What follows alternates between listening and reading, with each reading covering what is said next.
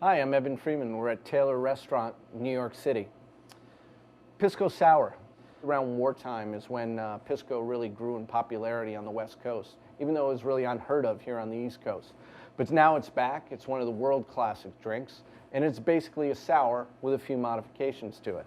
So we start out with a big shaker set. We're going to use an egg in this drink, so we're going to need some room for this to go around. So I'm using a 28-ounce shaker tin with an 18-ounce cheater tin in order to get the most space that I can to mix this around. We're going to start out with 2 ounces of spirit.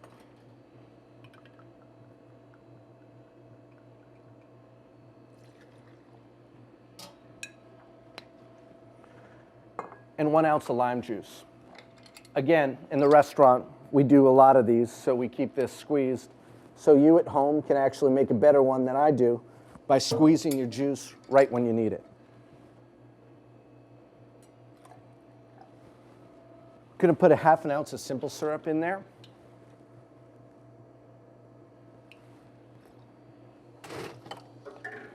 And now comes the egg. People get very scared when you start putting eggs in drinks, but really, you shouldn't worry. As long as your eggs are fresh, you don't stand much of a chance of getting sick. This is an egg separator that you might want to pick up. It just makes it a little bit cleaner and easier to separate your eggs. Fits right over the end of your tin. And just crack your egg, put the whole thing in there. As you see, what happens is the white gets separated from the yolk. Now that you have the yolk here, you can just discard it. You simply shake it first without any ice in the tin.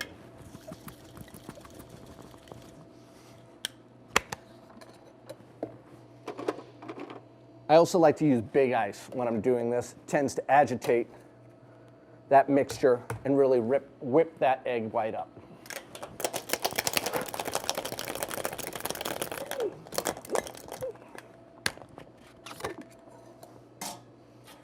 Use a Hawthorne strainer.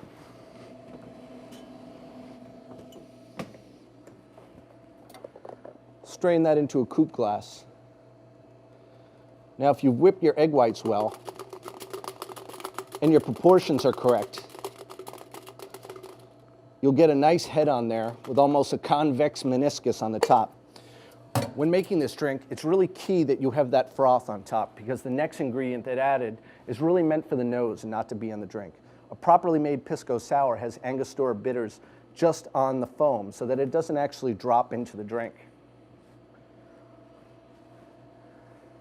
There's different ways of doing this and adding it in. One nice way to do it is just to put drops of Angostura onto the surface of the drink.